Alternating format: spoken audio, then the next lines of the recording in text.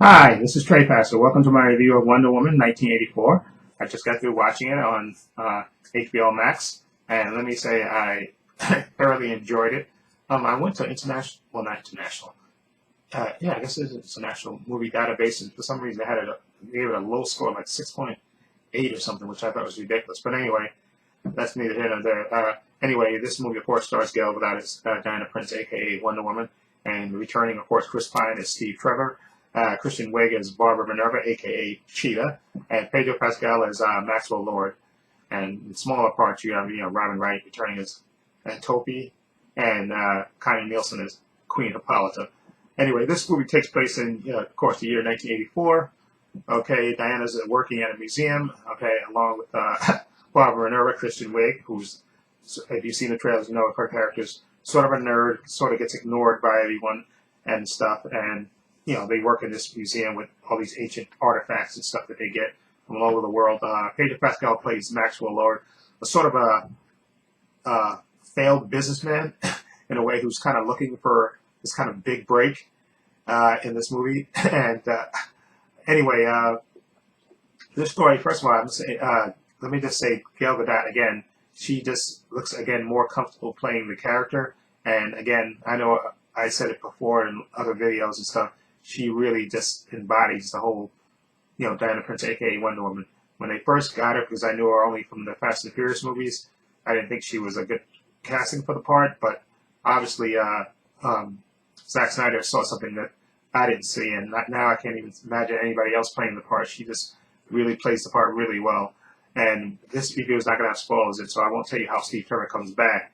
But it's really great to see them together again. Those two characters, they have good chemistry together, and it provide the movie with a lot of good emotional moments that really, impact the story and stuff. There's a lot of really good emotional moments between her and stuff. And again, Gal Gadot, I think, really, she of course knocks out the whole superhero parts, but she's really good in the emotional parts too. And her and Chris Pine are just really, just again, good casting again, because they really rock it. And again, like I said, Maxwell Lord, he's like this failed businessman who's trying to become rich and famous and worthy and stuff. And let me just, without spoiling it, because you see the trailer, kind of know what it's about. He basically comes upon this artifact, which kind of, gives him the power to give people wishes and stuff. And of course, Diana has to stop him because he, of course, has, evil intentions. And of course, like I said, Kristen Wiig is Barbara Minerva. She's this kind of a nerdy character who's ignored by a lot of the people and stuff, and she kind of gets pulled into the trap. And like I said, if you've seen the trailer, you know that she becomes eventually Cheetah. But seeing her act, and I thought Kristen Wiig did a good job as well, showing her this character going from one extreme to the other. And I thought she did a real good job. And the action scenes, I thought in this movie were absolutely fantastic. There's a great action sequence out in the desert that you see in the trailer and stuff. That's just, again, kick-ass. And then, the scene in the White House that you've seen in all the trailers and stuff, and the commercials and stuff, which is really well done. Really, really just, again, spot on. And again, the emotional moment, there's a couple of emotional moments in it, especially between Diana Prince and Steve Trevor, because the history and all that stuff of those characters and stuff. And there's a good emotional moment too between Maxwell Lord as well, which I didn't expect to see in this movie, which was really good. And again, kudos to Pedro Pascal, who plays this slimy character and just it really gives it his all. And I like this movie. I think it's a nice moving the story up into the 80s and stuff, and just telling the story itself about Diana and the lessons she's learned from from, like I said, that the opening scene, from when she's a little girl to all the way till her in the 80s and stuff. And again, Patty Jenkins does a really good job again with the direction and stuff. The action sequences to me are great. The emotional beats are great, and like I said, she wrote the story. Jeff Johns, I think, and another a person, and I like the story as well.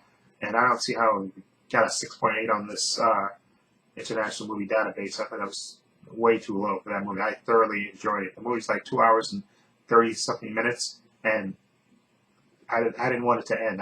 That's how much I enjoyed this movie a lot. It's a nice progression of the story and her character.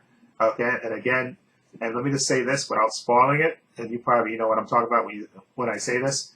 I would love for Patty Jenkins to direct Superman, a Superman movie. Let me just put it that way, and you'll know what I'm saying when you see the movie.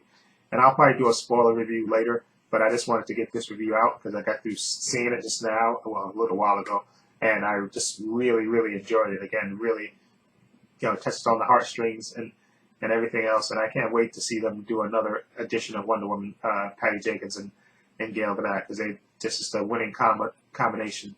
And again, I thought this movie was really, really well done and good story and a nice progression. Get emotional beats, had nice action in it, and just again, Gal Gadot absolutely beautiful and just kick ass as Wonder Woman, Diana Prince, and she.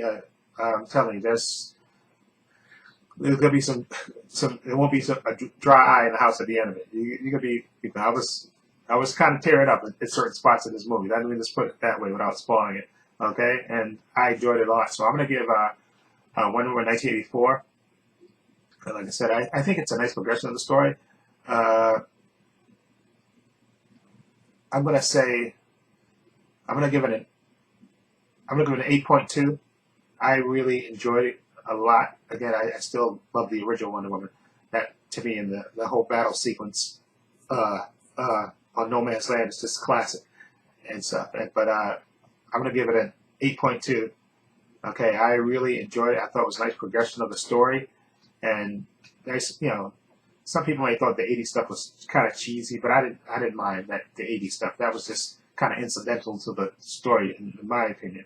It was just that's where the story takes place in. But I thought they did a good job with the casting, the acting, and the story. I thought the story was really good as well. But again, I think Wonder Woman 19, the original Wonder Woman is I enjoyed that movie a little bit better than this one, but I still enjoyed this one a lot, and I can't wait to see what they do next. Again, 8.2 for me. Anyway, let me excuse me. Let me know what you think of this movie. You've seen it, what you think of it. Feel free to leave comments down below. I have links to my social media in the description box, Facebook, Twitter, Instagram. I also have a link to my other channel, Paul Views and Opinions. You can check that out as well. And this is Trey Pastor saying so long and take care.